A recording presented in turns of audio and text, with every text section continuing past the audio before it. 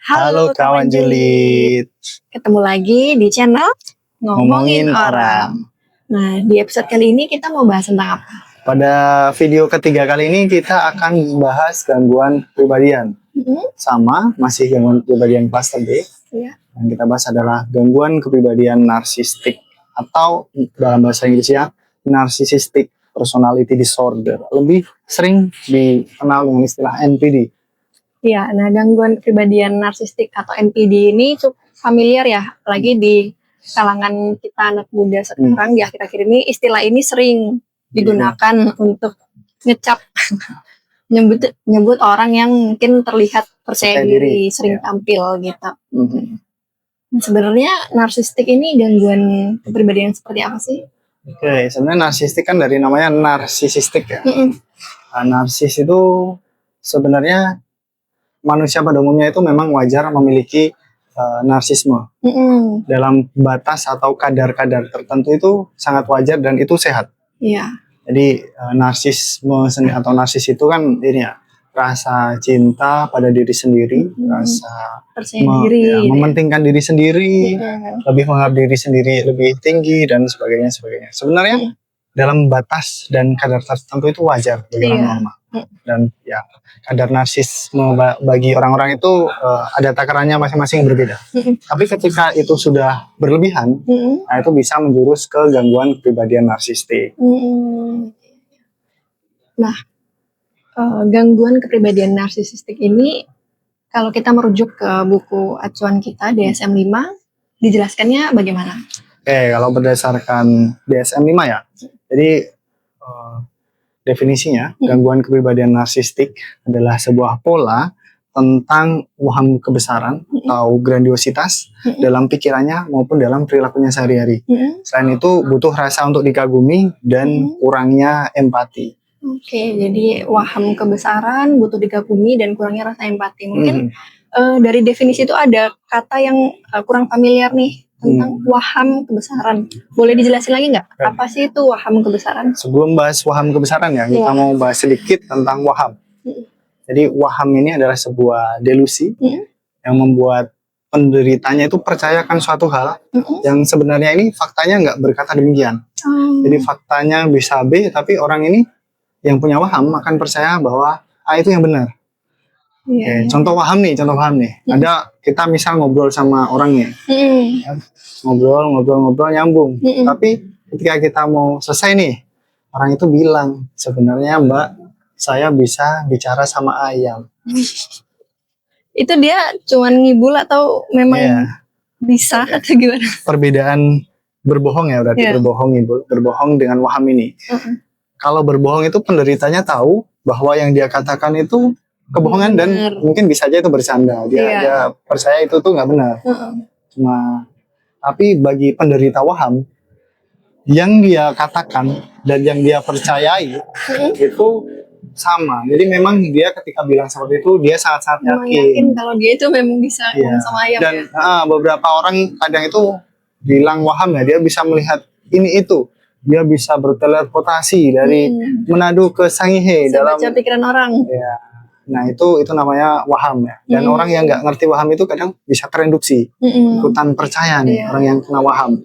Orang sakti nih. Ya, Kemudian kita bahas waham kebesaran ya. Jadi waham kebesaran atau grandiositas itu adalah waham yang membuat penderitanya itu percaya bahwa dirinya lebih hebat, lebih kuat, lebih cantik, lebih dalam segala banyak hal daripada orang lain, membuat dirinya besar.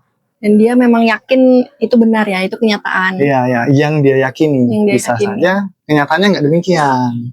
Iya. Jadi over percaya diri ya, sangat yakin bahwa dirinya itu mampu besar, lebih daripada yang lain. Dan juga dia tadi selalu membutuhkan validasi dan butuh rasa dikagumi, butuh rasa dikagumi dan juga kurang memiliki empati. Nah, kemudian kalau ciri-cirinya nih seseorang bisa dikatakan memiliki gangguan narsisistik, itu gimana? Jadi ciri dari gangguan kepribadian narsistik ya, berdasarkan DSM itu dia harus memiliki minimal 5 dari 9 kriteria. Dia harus memenuhi 5 dari 9 kriteria. Selain itu gangguan kepribadian narsistik ini baru boleh dan baru dapat didiagnosa ketika usia adolescence atau early adulthood, remaja atau awal dewasa baru boleh didiagnosa. Oke. Ya, untuk lanjut ke kriterianya. Iya, ciri yang pertama. Oke. Ciri yang pertama itu memiliki waham kebesaran tentang seberapa penting dirinya. Jadi orang dengan gangguan kepribadian narsistik itu akan melebih-lebihkan bakatnya, pencapaiannya, prestasinya, misalnya kecantikannya, ketampanannya, usahanya, semuanya itu akan dilebih-lebihkan. Ya. Dan dia yakin itu memang benar ya? Ya, merasa bahwa dirinya itu penting. Oke. Terus ciri yang kedua? Ciri yang kedua, mereka ini percaya bahwa mereka itu spesial dan unik, dan mereka percaya bahwa mereka itu hanya bisa dimengerti oleh orang-orang yang sama-sama spesial atau unik, atau orang yang memiliki status sosial tinggi atau status institusi tinggi. Makanya orang yang ada gangguan narsisistik ini mereka sering mengeluh nggak ada yang bisa ngerti mereka gitu ya. Jadi mereka menganggap mereka yang setara atau di bawah mereka, setara lah, bahkan bisa setara atau bahkan sebenarnya di atas mereka sedikit, itu nggak ada yang bisa mengerti mereka. Karena bagi orang dengan gangguan kepribadian narsistik itu dia sendiri adalah yang paling hebat. Jadi orang-orang di sekelilingnya itu nggak pernah ada yang bisa ngerti dia. Karena dia udah merasa tinggi, orang lain tuh kayak nggak level gitu sama dia. Ya, benar. Oke, lanjut ke ciri yang ketiga. Ciri yang ketiga sebenarnya kelihatannya terbalik ya, Mbak. Oh iya, gimana? Tadi itu ciri ketiga ya. Kita lompat ke belakang, ciri kedua. Ciri kedua itu disibukkan dengan hayalan-hayalan atau fantasi tentang tak terbatasnya kekuatan, ketampanan, kekayaan, kecantikan, kecemerlangan, kesuksesan. Jadi mereka itu dipenuhi fantasi-fantasi tak terbatas tentang semua itu tadi. Iya, masih terkait dengan ciri yang pertama tadi ya, karena wahamnya dia yakin kalau dia itu memang lebih. Terus juga di ciri kedua dengan fantasinya memang di sekelilingi sama yang hal-hal yang lebih juga gitu. Jadi karena mereka, jadi di ciri kedua ini ya, yang dipenuhi hayalan atau fantasi ini, mereka itu merasa bahwa mereka itu seharusnya mendapatkan misalnya kekayaan. Harusnya ada pengaguman dari orang lain, harusnya dapat A, B, C, D, E, tapi itu tuh belum mereka dapatkan aja. Jadi makanya di situ dijelaskan bahwa fantasi atau di hayalannya. Oh, jadi mereka juga sering menyamakan dirinya tuh, aku tuh sebenarnya sama atau bisa tuh kayak dia, cuman belum aja sekarang. Iya. Menyamakan dengan orang-orang besar gitu ya. Iya, benar. Oke. Tadi udah 3 ya. Iya, lanjut ke ciri yang keempat. Ciri yang keempat itu butuh rasa dikagumi yang berlebihan. Jadi memang setiap orang itu kan normal ya, jika ingin dikagumi, jika ingin divalidasi dalam batas tertentu ya semua orang pengen. Tapi bagi orang dengan gangguan kepribadian narsistik ini, kekaguman dan validasi dari orang lain itu sangat-sangat mereka butuhkan. Itu hal yang wajib mereka dapatkan. Oke, selalu ingin divalidasi, diapresiasi, dipuji gitu. Iya, benar. Oke, lanjut ciri yang kelima. Ciri yang kelima itu mereka memiliki rasa berhak yang nggak masuk akal. Jadi rasa berhak ini yang dimaksud misalnya nih, mereka ketika masuk dalam suatu ruangan atau kantor misalnya, mereka berharap untuk disapa. Mereka mendapatkan berharap bahwa orang lain itu menggelarkan karpet merah untuk mereka. Iya, disambut mereka, gitu ya. Ya, diutamakan. Nanti kalau ada sesuatu, mereka harus diajak, harus diutamakan nih. Jadi ingin mendapatkan gratifikasi instan, apa ya? Perlakuan spesial yang nggak sesuai dengan yang dilakukan yang dia. Itulah. Iya. Oke, lanjut ke ciri yang keenam. Ciri yang keenam itu mereka secara hubungan interpersonal itu eksploitatif. Jadi mereka memanipulasi orang. Sering memanfaatkan orang lain ya untuk kepentingannya sendiri. Benar. Jadi biasanya sih kalau berhubungan dengan orang dengan gangguan kepribadian narsistik itu rasanya capek, lelah, atau malas, nggak mau rasanya akan menguras tenaga nih kalau berhubungan dengan orang dengan gangguan kepribadian narsistik. Atau bisa juga nanti kita akan merasa takut menyinggung orang dengan gangguan kepribadian narsistik ini. Karena dia juga bisa memanipulasi orang itu ya, untuk mengikuti keinginannya dia. Ya benar, bisa. Contoh-contohnya misal ya, ketika orang narsistik ini tidak mendapat apa yang mereka inginkan, mereka bisa bisa blame shift. Harusnya salah orang NPD, tapi di blame shift kamu sih nggak gini, gara-gara kamu nggak gini, aku jadi gini. Iya, padahal bisa saja tanpa kamu tidak melakukan apa-apapun, aku punya solusi loh sebenarnya. Dan orang NPD ini punya solusi, bisa menyelesaikan masalahnya sendiri, tapi dia berespektasi masalah itu diselesaikan oleh orang lain misalnya. Iya, dan ciri ke-6 ini juga perlu diwanti-wanti ya, karena memanfaatkan orang lain ini bisa terjadi di hubungan pertemanan, hubungan romantis, hubungan kerja gitu. Oke, kita lanjut ke ciri yang ke-7. Ciri yang ke-7 adalah kurang atau tidak adanya empati. Jadi ya balik di definisi awal tadi ya kan, kurangnya empati ya. Jadi mereka karena nggak ada empati bisa tadi memanipulasi orang nih. Karena mereka menganggap dirinya lebih tinggi dari yang lain, jadi mereka menganggap yang lain tuh nggak setara. Kalau kita kan menganggap manusia lain ya manusia, tapi yang lain cuma apa ini, serangga. Contoh-contohnya mungkin ya. Contohnya. Ketika misal nih dalam satu kondisi, aku lagi sakit nih, terus kemudian kita pergi ke tempat makan nih. Kamu ngerti bahwa aku tuh lagi sakit kedinginan. Harusnya kamu tahu nih, kita pergi ke tempat yang jangan yang dingin AC-nya. Tapi orang dengan gangguan kepribadian narsistik itu mereka nggak sampai itu memikirkan itu. Aku kegerahan ya udah aku mau nyalain AC gitu ya, nggak peduli kamu sakit. Nah, contohnya seperti itu. Atau misalnya ya itu ya, ketika orang lain melakukan kesalahan, mereka nggak tahu nih kesalahan ini karena apa.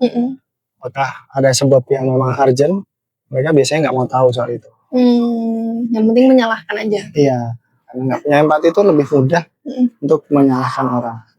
Tapi ada nggak sih orang narsisistik ini yang dia tuh bisa gitu mengucapkan oh iya kasihan gitu, tapi jadi, hanya sebatas ucapan gitu. Oke, jadi empati kan ada dua ya, ada empati emosional dan empati kognitif. Jadi untuk NPD ini memang memiliki empati kognitif. Jadi seharusnya ketika kejadian seperti ini aku ngapain? Harusnya gini. Tapi mereka tidak punya empati emosional. Mereka nggak bisa nih memposisikan misal orang tua aku meninggal nih misalnya. Seharusnya kalau empati emosional itu kan ya tahu nih harusnya kalau jadi aku ini gimana rasanya. Rasanya ikut sedih. Seharusnya nggak usah dibahas kerjaan dulu gitu ya. Misalnya contohnya. Tapi empati bedanya dengan empati emosional dengan empati kognitif itu empati kognitif itu harusnya NPD ini tahu. Kamu tahu harusnya kalau orang tua meninggal kamu bilang apa? Ya, tapi tapi nggak bisa menempatkan di sepatu yang sama seperti yang aku alami. Nggak bisa membayangkan itu. Jadi mungkin kalau contohnya tadi si narsisistik ini bisa mengucapkan oh ya turut berduka cita ya gitu, tapi tetap setelah itu masih ngejar kerjaan ini jangan lupa ya gini gitu ya. Bisa menempatkan dirinya di posisi kamu. Ya, orang lain lah. Iya. Lanjut ke ciri yang ke-8. Ciri yang ke-8 ini mereka sering merasa iri kepada orang lain atau merasa orang lain itu iri pada mereka. Jadi NPD ini sebenarnya dengan orang dengan gangguan kepribadian narsistik, dengan orang dengan tingkat percaya diri yang tinggi itu kelihatannya temboknya tipis. Kalau orang awam melihatnya temboknya tipis sekali, kayak mirip. Tapi sebenarnya orang dengan gangguan kepribadian narsistik itu dia rasa percaya dirinya itu rendah atau self esteemnya itu rendah. Mereka butuh untuk butuh untuk dikagumi, butuh untuk ini itu. Dan ketika dengan orang lain itu mereka kayak selalu bersaing. Kayak ketika misal kamu dapat penghargaan apa, nanti loh kamu dapat itu, harusnya nggak layak kamu dapat itu. Bisa merasa gitu ya, merasa iri dengan orang lain. Dengan pencapaian orang lain. Ya, atau bisa merasa merasa orang lain iri pada mereka. Ketika mereka wah dapat sesuatu gitu, harusnya melihat orang lain oh senang, tapi dia merasa oh, orang lain tuh iri sama aku. Pasti kamu nggak bisa, pasti Iya. kamu iri gitu ya. Oke, terus terakhir ciri yang ke-9. Ciri yang ke-9 itu adalah menunjukkan arogansi dan sikap angkuh serta sombong. Jadi orang NPD ini biasanya kelihatannya arogan, bisa mengucapkan kata-kata yang kalau kita bayangkan orang normal itu nggak akan sanggup untuk bilang itu. Misalnya nih kepada seniornya, kepada atasannya, atau kepada temannya harusnya bicaranya seperti apa, harusnya ngomongnya seperti apa. Itu ada batasan-batasannya kan. Iya. Tapi orang dengan gangguan kepribadian narsistik itu nggak punya itu, karena mereka merasa lebih tinggi nih, bisa cincong cincong cincong. Kenapa kamu gini? Kenapa gini?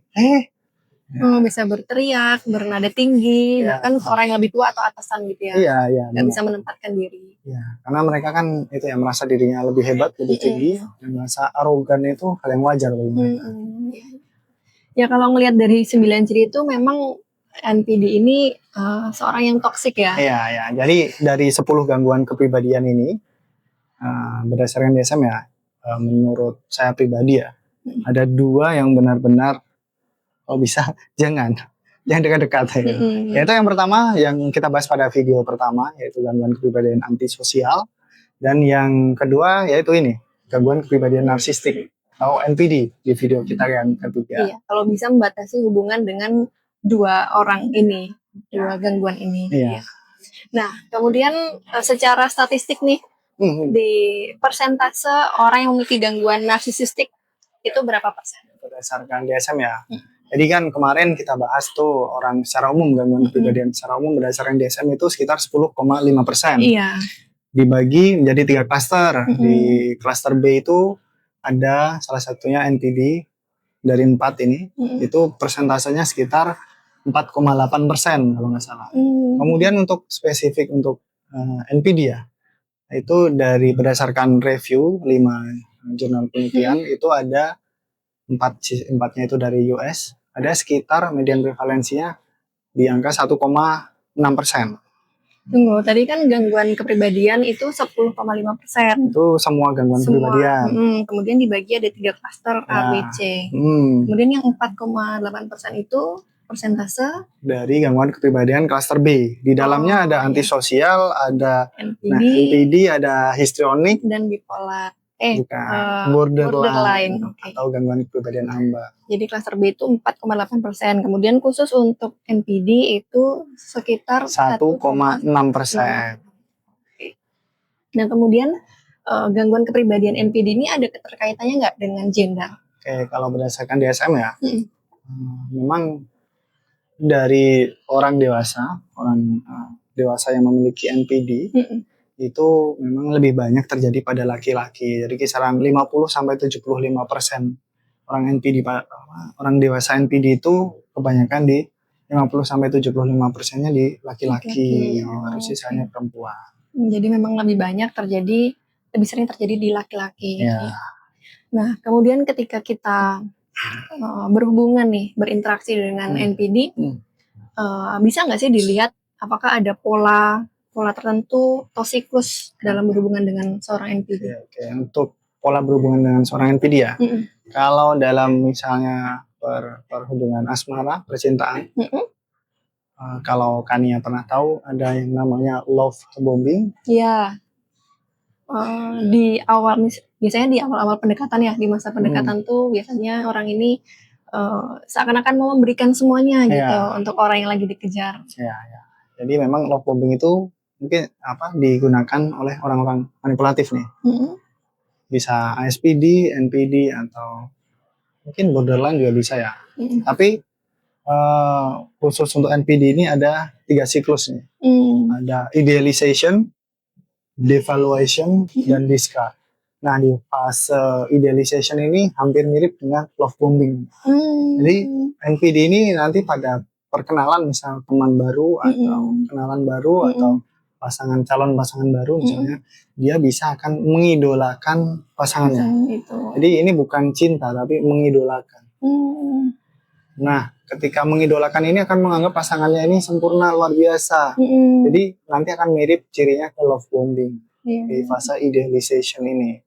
Sayangnya, ketika waktu berjalan, misalnya berjalan 1 bulan, 2 bulan, atau lebih, nanti orang dengan gangguan kepribadian narsistik ini akan masuk pada fase devaluasi atau penurunan itu tadi. Yang kan orang dengan gangguan kepribadian narsistik ini hanya menganggap dirinya yang paling sempurna, hebat, tinggi. Jadi ketika setelah mengidolakan orang lain, lama-kelamaan dia masih akan menganggap dirinya yang paling hebat, yang paling penting, yang paling layak dicintai. Mulai kebuka ya topengnya ya. Jadi rasa idealization, mengidolakannya tadi berturun. Berkurang. Makanya nama fase berikutnya yang kedua itu devaluation. Nilai value dari orang yang awalnya dikagumi itu berkurang gitu ya, dan menjadi dirinya sendiri yang paling penting. Iya, dan nanti akan jadi nggak penting lah orang yang awalnya diidolakan tadi. Itu awalnya lama kelamaan jadi nggak terlalu signifikan bagi orang dengan gangguan kepribadian narsistik. Kemudian masuk ke fase yang ketiga. Fase yang ketiga itu discard. Biasanya kalau udah bosen nih orang NPD sama yang didevaluasi tadi akan dibuang. Tapi putus hubungan gitu. Ya, putus hubungan atau udah nggak terlalu dianggap penting. Diabaikan ya. Tapi nanti lama kelamaan, misalnya udah dibuang, udah di-discard beberapa bulan, beberapa tahun, nanti bisa kembali lagi ke fase pertama. Mengulangi lagi ke idealisation. Iya, bisa tuh. Jadi polanya berulang-ulang terus ya. Benar. Oke, itu bisa terjadi di orang yang sama. Jadi ya, selain fase tadi ya, fase atau siklus tadi, mungkin ini opini pribadi ya di luar biasanya ketika berhubungan dengan orang dengan gangguan kepribadian narsistik. Biasanya kita akan merasa takut membuat orang NPD ini tersinggung. Kita akan merasa yaitu tadi selain takut membuatnya tersinggung, nanti takut membuat dia marah. Selain itu biasanya merasa tidak enak berinteraksi dengan orang itu NPD karena capek berurusan dengan mereka. Capek, menguras tenaga, kalau bisa gak usah lah. Itu mungkin untuk orang yang sadar gitu ya, dia jadinya ngerasa kayaknya kalau berhubungan sama dia kok rasanya energiku terkuras terus gitu. Tapi ada nggak sih orang yang nggak sadar kalau dia itu berhubungan dengan NPD gitu. Makanya tadi dia ngerasa ketika berhubungan sama NPD itu dia takut menyakiti, takut menyinggung. Mungkin beberapa orang kan ini ya, tingkat kepekaan, tingkat kepedulian. Kadang kan NPD ini bisa mensarkas. Mensarkas, kadang kita mensarkas itu hanya untuk bercanda. Kamu kenapa telat gitu? Telat terus. Kita bisa membedakan nih, mana yang bercanda, mana yang beneran nusuk. Iya, mana yang beneran nyinggung gitu. Iya. Nah, beberapa orang mungkin nggak peka dengan hal ini, makanya mereka nggak merasa masalah tuh berhubungan dengan NPD. Atau bisa juga nanti udah masuk pola yang udah dimanipulasi. Jadi mereka seolah-olah nggak sadar nih mereka itu dimanipulasi loh. Tadi kan udah ada fase ini ya, fase berhubungan dengan NPD. Nah sebenarnya NPD ini semua orang yang ada gangguan NPD itu apakah menunjukkan karakter yang sama atau apakah ada tipe-tipe NPD? Ya, jadi NPD ini secara garis besar pasti memenuhi 9 kriteria tadi. 5 dari 9 pasti akan masuk. Tapi secara umum yang nampak itu ada sedikit perbedaan nih. Ada di luar DSM itu ada beberapa tipe ya. Ada yang membagi beberapa tipe. Ada yang overt atau grandiose yang secara terang-terangan nih merasa dirinya hebat, menunjukkannya secara terang-terangan.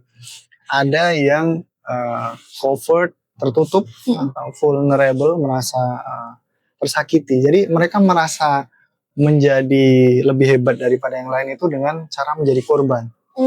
Merendahkan dirinya, Dia memposisikan dirinya sebagai korban. orang yang tersakiti untuk mendapatkan perhatian, kasihan gitu Iya. ya. Jadi agar dianggap spesial, mereka memposisikan mereka itu menjadi korban. Dan biasanya itu mereka lack accountability, kurang akuntabel. Jadi ketika kita telusuri lebih lanjut, pengakuannya itu sebenarnya nggak benar. Ya, jadi dia merasa saja bahwa dirinya itu korban, tapi realitanya sebenarnya nggak. Iya, nggak kayak gitu. Oke. Mungkin bisa sedikit dijelasin, tadi ada overt dan ada covert. Covert itu yang menampilkan secara terang-terangan kalau dia. Jadi dia percaya diri, menampilkan lebih terlihatnya ya, lebih percaya menampilkan bahwa dirinya hebat, mengklaim dirinya hebat, menunjukkan itu lebih terbuka, lebih terlihat lah. Jadi orang biasa itu ngelihat orang ini narsis. Tapi sedikit berbeda dengan covert yang tertutup atau vulnerable. Mereka menjadi hebatnya itu nggak terang-terangan. Jadi mereka nggak secara terang-terangan mengklaim dirinya hebat. Aku hebat. Aku ini loh, prestasiku ini loh, aku begini. Tapi mereka biasanya memposisikannya itu secara sedikit sedikit malu-malu. Ya, sedikit terlihatnya merendah, tapi sebenarnya kalau kita mati lebih jelas itu enggak. Sebenarnya dia tuh pengen diapresiasi. Iya, benar. Ya, susah nih kalau yang tipe vulnerable ini memang agak susah dilihat ya dalam waktu singkat. Kan terselubung ya. Dan kelihatannya kan kayak posisinya lemah, korban. Tapi kalau teman-teman perhatikan dalam ceritanya, biasanya tuh dia akan menjadi korban dan pahlawan di waktu yang sama. Ya, di waktu yang sama itu mereka bisa menjadi korban dan pahlawan. Gak ada tuh cerita yang seperti itu. Ya bisa saja mereka jadi korban, terus nanti berubah bla bla bla, metamorfosis lama, baru jadi menyelamatkan hari. Tapi mereka di saat yang sama nih jadi korban dan jadi pahlawan. Sama lah ceritanya gitu ya. Nah oke. Mungkin sebenarnya kita udah pernah ya berinteraksi, punya pengalaman berinteraksi sama NPD. Dari kamu punya nggak tips gimana sih cara berinteraksi atau menghadapi seorang NPD? Triksnya? Iya, triksnya jangan. Triks yang pertama adalah jangan. Tapi kan kita nggak bisa menghindari ya. Kadang ada suatu kondisi yang mengharuskan kita berinteraksi dengan seseorang dengan gangguan kepribadian narsistik. Nah, cara yang kita gunakan, bisa kita gunakan itu ada yang namanya grey rock. Apa tuh grey rock? Grey rock dari namanya abu-abu, kan batu abu-abu. Nah, misalnya kita umpamakan orang NPD ini dengan anak kecil yang jalan di sungai. Nah, grey rock ini kita berusaha di sungai itu menjadi batu yang biasa saja. Biar nggak dipilih sama si anak. Ya, jadi anak kecil itu kan suka barang-barang atau hal-hal yang berkilau, yang menarik. Ya, ketika kita memposisikan menjadi batu biasa, NPD ini tidak akan tertarik. Nah, cara praktikalnya itu teman-teman bisa misalnya ketika berinteraksi dengan orang dengan gangguan kepribadian narsistik, coba seminimal dan seefektif mungkin. Jadi misal Kania tanya, Agus gimana pekerjaannya, sudah selesai? Mana ini kok nggak selesai? Terus ya udah kita jawab sesimpel, sependek, seefektif, efisien mungkin. Misal, iya Pak belum selesai, saya kerjakan 1 jam lagi saya kumpulkan. Oke, jadi membalas interaksinya tuh to the point aja gitu ya. Iya, nggak usah kita, oh iya Pak saya belum gini. Iya. Selain itu, coba berinteraksi dengan nada seperti robot. Jadi misalnya kita kalau ngomong sama Kania gimana kabarnya? Ini kita ada nada intonasi, tapi ketika berinteraksi dengan orang dengan gangguan kepribadian narsistik itu bicaralah dengan nada flat seperti robot. Itu teknik grey rock yang biasa digunakan. Iya. Dan nambahin ya, mungkin salah satu cirinya tadi kan terakhir si NPD ini dia arogan gitu ya. Jadi dia punya kecenderungan untuk bisa marah-marah gitu kan ke siapa aja. Nah, biasanya nih ketika misal nih si NPD ini marah-marah gitu, ngomong sambil marah-marah dengan nada tinggi ke kita, itu cara meresponnya itu yang pertama kita sadari dulu bahwa memastikan kita tuh tidak terlibat di emosi itu, tidak terbawa di emosi itu. Jadi kita mendetach emosi kita. Iya, betul. Dari situ biar kita dimarahin seperti apapun ya udah gitu. Ya udah, menyadari bahwa ya itu tuh bukan karena memang marah, tapi memang sikapnya yang arogan, bawaannya arogan gitu ya. Jadi kita bisa merespon itu nggak ikutan marah atau terbawa emosi, jadi meresponnya bisa dengan netral aja. Dan yang tadi itu jawabnya hanya seperlunya, intinya saja. Ya, dan coba fokus pada penyelesaian solusi, nggak usah ditambahin A, B, C, D, E gitu. Kita nggak usah ikut menanggapi dengan terlalu menggebu-gebu. Iya.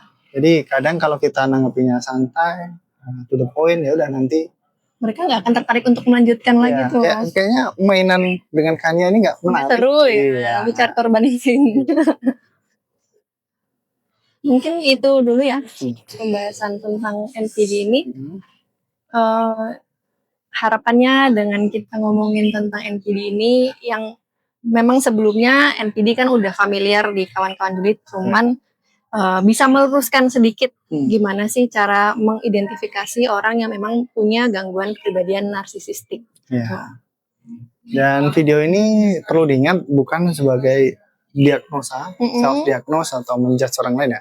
Teman-teman ketika merasa dirinya ada ciri tadi, bisa berkonsultasi ke psikiater atau psikolog. Atau ketika berinteraksi dengan mereka nih, bisa berkonsultasi dengan psikolog. Dan tapi biasanya sih, yang berkonsultasi itu bukan mereka. Korbannya ya. Karena mereka nggak ada kurangnya. Mereka nggak sadar. Mereka itu sebenarnya nyusahin orang lain. Seperti analogi yang pernah kita bilang, beberapa gangguan kepribadian itu seperti bau badan. Jadi yang merasakan bukan dirinya, tapi orang-orang di sekitarnya.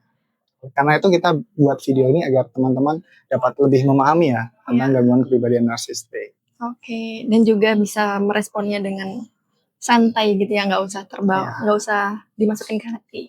Ya, mungkin itu dulu dari kita. Kalau teman-teman ngerasa video ini bermanfaat, bisa di-share supaya lebih banyak lagi orang yang terbantu, orang yang mengetahui tentang gangguan kepribadian narsisistik. Dan bagi teman-teman yang memiliki cerita dengan berhubungan tanpa sebut nama dengan orang dengan gangguan kepribadian narsistik, bisa ceritakan pengalamannya di bawah di kolom komentar. Itu dari kami. Sampai jumpa.